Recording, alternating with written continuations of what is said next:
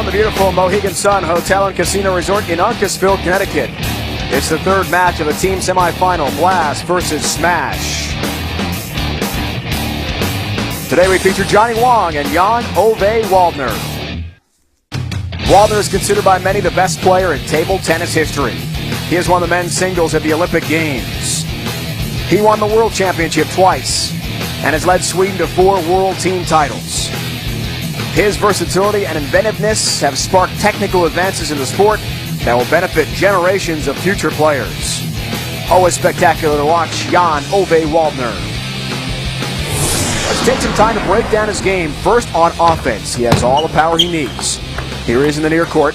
His placement is what sets him apart. He sees a sliver of open table, and with pinpoint accuracy, threads the ball just past the net for an almost irretrievable shot. It is so effective. Defensive players depend on their ability to run down balls.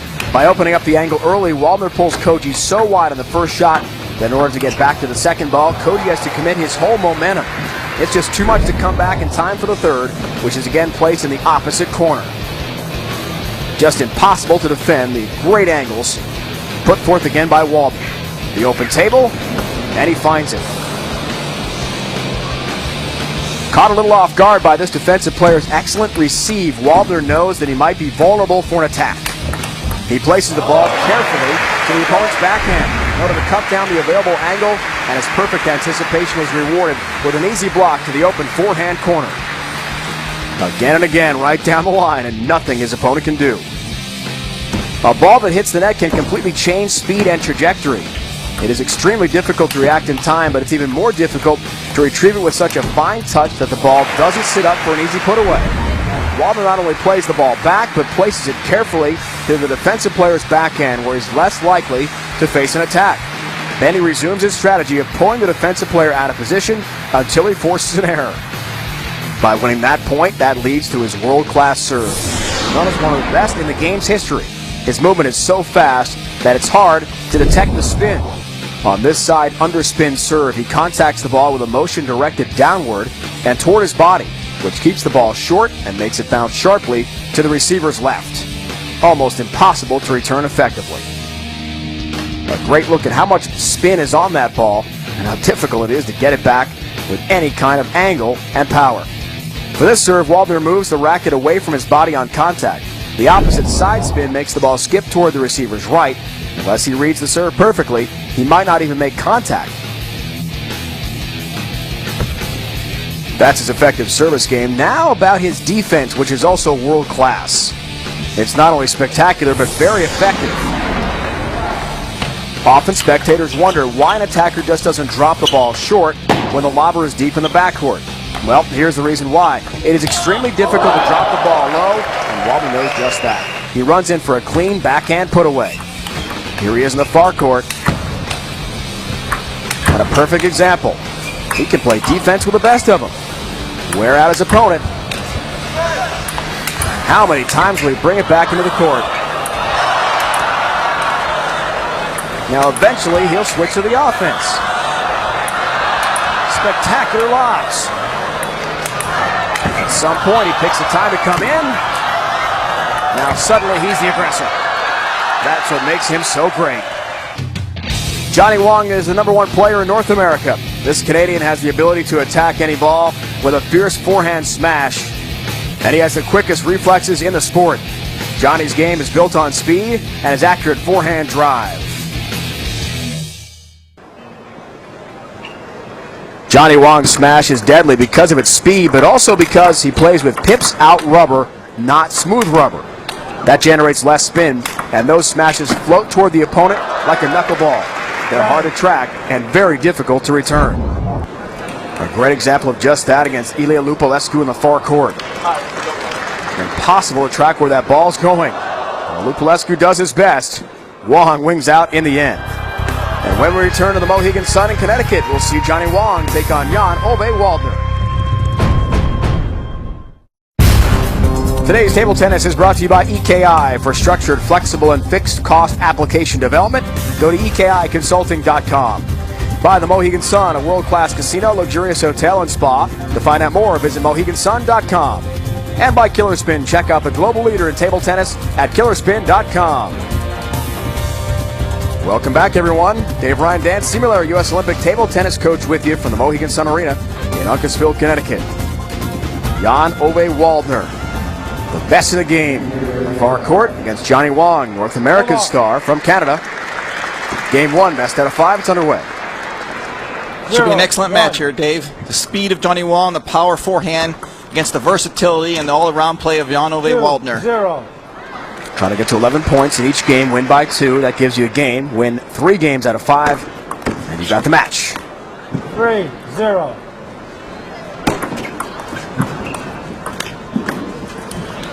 Quick 4-0 lead for Jan-Ove Waldner. Could be a little revenge in this match. Probably the most devastating loss in Jan-Ove's career was when he was the defending Olympic champion from Barcelona in the '96 Olympic Games in Atlanta. Johnny defeated him in the round of 16. Very difficult loss. The King of Sweden was there. I was there. It was a great match, and everyone expected Waldner to move through, but Johnny Wong took him out 3 games to 2. A great match and a big upset for Johnny. 6-0. That must have been very difficult for Waldner to overcome. A lot of pressure when the king is in the house. That's right, and when you're the defending Olympic champion and Johnny has such pressure on you, he was pounding Waldner's backhand in that match, and Waldner just maybe didn't play his best game, but you have to give Johnny Wong credit. He knocked out the defending Olympic champion.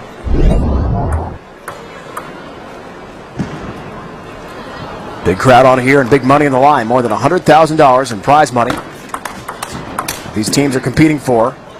7-0. Tremendous competition at the Mohegan Sun. And a super slow start for Wong. Down love 7 in game 1. This game's pretty much over already. Hard to come back from that deficit. It's that forehand drive. Johnny's game is built on speed and timing, and usually in the beginning of a match, it takes a little while for him to get the feel. There's that power forehand to the backhand. What a point. Such touch. Waldner brings back everything from the midcourt, but misses the forehand topspin.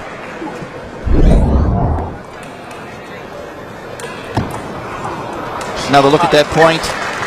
And go straight into the backhand from the backhand corner. Jan-Ove's looking for a forehand, just bringing it back, hoping to get one attack shot. But that never missed forehand from Johnny Wong finishes off the point wide to the forehand. As we mentioned earlier, Johnny plays with pips out on his racket on both sides. Very unusual. One of the few players in the world that allows him to have that smash and that sort of knuckleball effect. But it's not an easy game to play. It's a high-risk game. But he has to really find the timing and the feeling to play well. There's a side serve, side topspin serve, quick, right off the bounce, down the line. Forces it to the middle. There's that forehand, but a little late from the backhand corner. Backhand spin serve from Waldner, something different. 9-2. After a 7-0 lead, Wong got a couple of points, but now down 9-2. Waldner closing in first game, best out of 5. 9. So the pips out both sides of the racket. That creates that unusual spin. How long does it take an opponent to pick that up? Well, hopefully you have the experience of it, because it's like a knuckleball in baseball. The ball's floating and it's changing direction. 4, it's hard to 9. find the depth of it. Once you get a feeling for it, it's not that difficult, but it's always a tough ball to play because it's so unpredictable, Dave. Game point. First game. Let's serve. 10-4. High ball toss. Stamp of the foot, trying to throw off Wong. 11-4. Nice First exchange game of shots Waldner. there. And Waldner, after a 7-0 start in game 1, hangs on to win the first. 11-4, best out of 5 for the Mohegan Sun. Game 2 coming up next. Welcome back, everyone, to this extraordinary hotel and casino, Mohegan Sun, Uncasville, Connecticut. Before the match today, Jan-Ove Waldner previewed what he thought would happen. No, I think it's always a good match if you play with Johnny. He play quite near the table, and I can play a little bit topspin, and he can smash. So I think it can be some good rallies also. And he beat me one time also in Olympic Games in States. So I need revanche. That's right. Jan-Ove likes to have time. Johnny has a winning record against Waldner. He puts a lot of pressure on him on the backhand. Should be an excellent match. So, Dan, you said earlier, revenge on the mind of Jan-Ove Waldner after those Olympic Games in Atlanta back in '96. With all that pressure 2-1. Even 5 games. Wong leads this one 1-0, best out of 5 for Uncasville. Backhand to backhand they go. 1-3. And Dave, table tennis made its debut in the Olympic Games in the Seoul Games in 1988. Jan-Ove was the gold medalist in Barcelona and also the silver medalist in Sydney in 2000. Must have been an incredible matter of pride for Waldner to bring home those 2 critical medals to his country.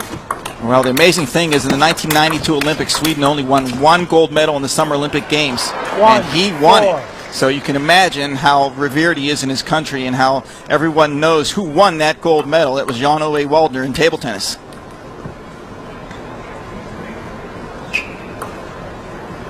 He serves now in the near court. 4-2. I think it would be just such an amazing thing to be the only person from your country to win a gold medal. I'm sure everyone has to know him in the country, and to win the gold medal and represent your country and win it, it's hard to imagine how that feeling would be. Michael Jordan table tennis in Sweden, recognized everywhere. Couldn't walk down the street without an autograph request. What a legend. 4-4. 5-4. Yeah, Wong has had success against him, as you mentioned, career winning record 5 against Waldner. all.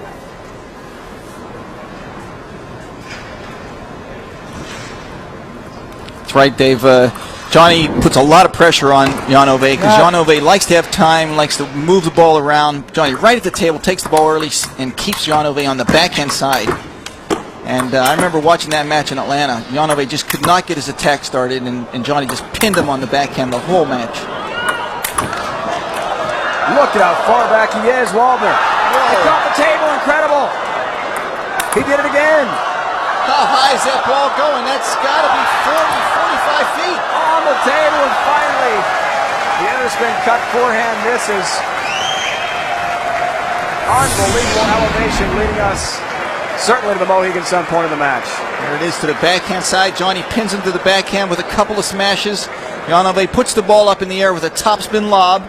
Ball's got a lot of spin on it. You can see the curving topspin lob. This one's going to have a lot of curve, and you can see how fast he swung the racket. Once again, that's a sort of a short lob, and here comes one of those high ones. Way up in the air. Look at the corkscrew spin. Oh, amazing. And then the cut that just misses. Such touch. That last shot was extraordinary to watch, how incredibly high the ball went, and what spin. That Wong forehand from the backhand corner. Just devastating. It took several seconds for that ball to come down on his last lob. I don't think he realized it was going to be in. Look, he doesn't even react until he realizes, oh yeah, that hit the table. Watch this next lob, how the spin changes direction twice. It goes Oh, up, it's way out of our picture. and then spins back to the table. That's what we call the corkscrew spin, and then a line drive underspin misses, hits the net. Just seeing that ball react to the table surface with that incredible spin. Unbelievable. Corkscrew is right. How do you possibly follow up that act? It's definitely difficult. There, that last point, there's Johnny again, just pounding the Waldner backhand, not allowing him to get that forehand into play. 8. By Johnny Wong, he's up 8-5. 8-6. When you play Johnny Wong, the one thing you really try to do is just change the timing of the ball, change the spin a little bit, because when it comes to just direct speed and hand speed, Johnny's the best in the world.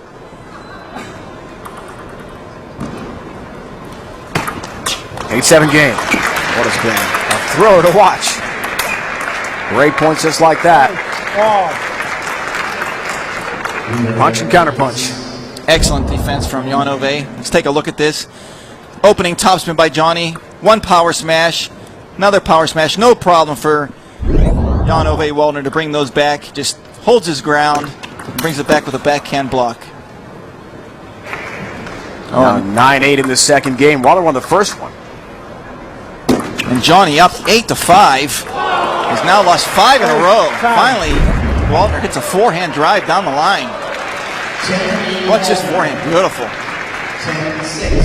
Can't stop those drives down the line. Table's shorter, and it just gets right on you before you have a chance to react.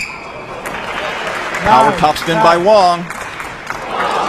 9-10. Big game for Johnny here. He's down 1. If he could even this up at 1 apiece, he'd have a real good chance. This is the point of the match here. He's going to need to tie this up and win this second game to have any chance. Going to match his streaks. Waldner started Oh game my 1 goodness. with a 7-0 run. What was this? It's sort of like a look to the left and smack it to the right. Real head feint. What a return of serve. Folks, don't try that at home. Totally fooled him. And as a result, wins the second game in thrilling fashion. That unbelievable point for lobs. Some 40 feet in the air. 11-9 game 2 score. Today's table tennis brought to you by EKI. For structured, flexible, and fixed cost application development, go to EKIconsulting.com. By the Mohegan Sun, a world-class casino, luxurious hotel, and spa. To find out more, visit MoheganSun.com. And by KillerSpin, check out the global leader in table tennis at KillerSpin.com. Welcome back, everyone. Dave, Ryan, Dan Siebler. Our entire crew in Uncasville at the Mohegan Sun Resort and Casino. Beautiful facility, jam-packed full of thousands of table tennis fans to watch Jan-Ove Waldner. One of the best the game has ever known against Johnny Wong. He's won 2 exciting games. 11-4, 11-9. The second game unforgettable with some amazing points. Now game 3 underway. That's got to be disappointing for Johnny. He was up 8-5 in that second game. Really playing well. Pinning Waldner on the backhand. Just had a couple of errors late in the game, and that last spectacular return of serve by Waldner, and that 8-5 lead disappeared. So down 2-0, mentally a challenge for Wong. 2-0. Let's take a look at this replay here. Johnny with a backhand topspin, another backhand. Watch, he's going to look, see a forehand opening, smashes it, thinks it's a winner, but not against Waldner. When Waldner's on his game, nobody can compete with him. In the 1997 World Championships, Dave, he went through the whole draw, the whole tournament, without losing a game. 3-0 all the way through. Unprecedented in the history of the game. Wow. I don't think so. I didn't see it. Talk about complete dominance. Not losing a game. Incredible. And that's through 6 rounds of play. And obviously the quarterfinal, semifinal, and final, very difficult. But 3-0, 3-0, world champion. He hasn't lost a game here so far. Up 2-0 against Johnny Wong, top player in North America. Oh, beautiful smashes. Johnny slides to his left and hits it right down the line for a winner. Johnny Wong, such quick hands, and that powerful forehand puts so much pressure on the opponent. Look at that serve by Waldner. Quick down the line, catches Johnny not ready for it, smacks it long. Generally in table tennis, we usually serve short, but against a pips out player, the fast, quick serve can be very effective. Waldner back deep again. How about some more magic on the lobs? That one sails wide. But you can see how much spin he had on it, trying to hook it back onto the table. Take another look at this. When you're back with the topspin lob, it's important that you put a lot of spin on the ball. Let's take a look at this one right after here. The smash is going to go to the forehand, and watch Waldner try to put topspin on the ball. A lot of spin. Just turns a little bit wide. Side topspin serve by Wong. Backhand smash goes long. 5-4. So hard to read those serves. It's either side under or side top. It's mostly side spin, so it's just slightly above the ball, side top, slightly under the ball, side under. One of the most difficult techniques in table tennis to read that spin, Dave. Exciting third game here. 5-all, best out of 5. Wong needs a comeback. 5-6.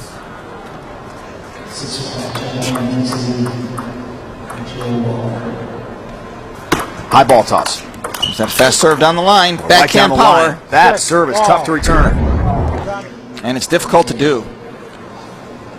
There we go. Backhand smack. And Johnny keeps it, cannot hold it down. It goes long. Shows Wong's amazing reflexes just to get that serve back. And it was a nice return. Backhand to backhand they go. Johnny turns around the backhand corner. Forehand smash. Down the line for a winner. 7-6. Johnny. Let's take another look at that play. Side topspin serve, wide. Go backhand to backhand. Wong's going to look for a chance to slide around the corner to hit that forehand. There's his chance. He's going to stay to the backhand until he sees the forehand opening. Right here, he's going down the line for the winner.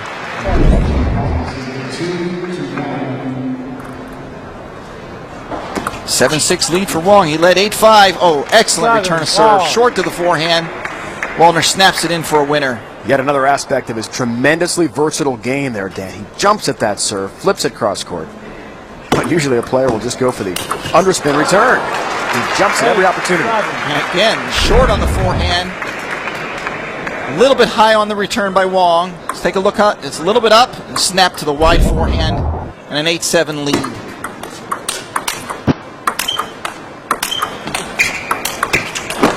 On the line. Great get. Very wide. Another one. On the offensive, can you believe it? Oh, what a point. Waldner wins the point from being out of the court. Amazing on that angle to snap it back into play. Let's take another look at this. There's a side spin, top spin, power smash on the angle. Look at the get over the barrier. Again, excellent counterattack. And Johnny moving to his left, loses his balance and hits the net and goes long. 7-6 lead is gone. 9-7. Drive down the line, just misses. 8-9. Risky shot, but the right try. Waldner 2 points away from winning the match in 3 straight games. It has been a thrilling. Unbelievable points here. Great rallies. 10-8. Now match point. On his serve. Got handcuffed. Keeps the point alive. How does he get them back? On the table again. Look at that hook spin.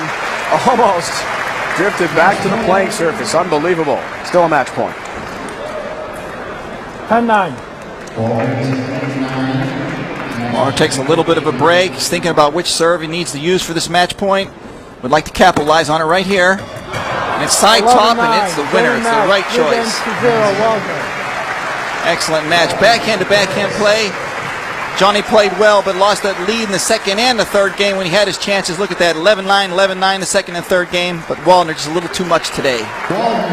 Jan-Ove Waldner told us before the match he wanted revenge from the Olympics in '96 in Atlanta, and he got just that.